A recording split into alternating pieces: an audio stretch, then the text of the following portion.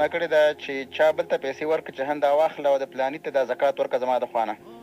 کله چې هغه والي نو دا پې هغوی ته د نغدو پیسو په ځای باندې سودا والي، هغوی ته ورکړي چې ورته ووایي چې دا فلاني تاسو لپاره پیسې راکړې وې زکات کې، ما درپې سودا واخیسته.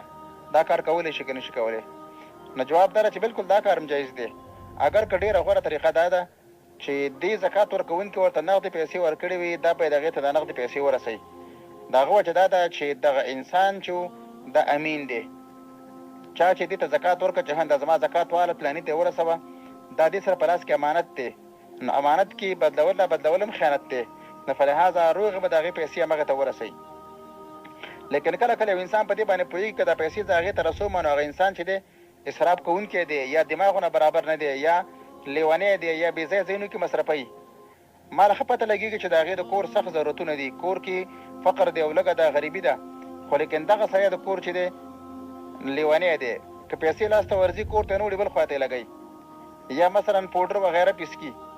نو په دې صورت کې که دا کار وکړي چې دې وله زکات ورکړه چې هنده زکات واله د هغوی کره ورسوه، نو دې زکات نه رسوه هغوی کره، ځکه هغوی ضایع کوي.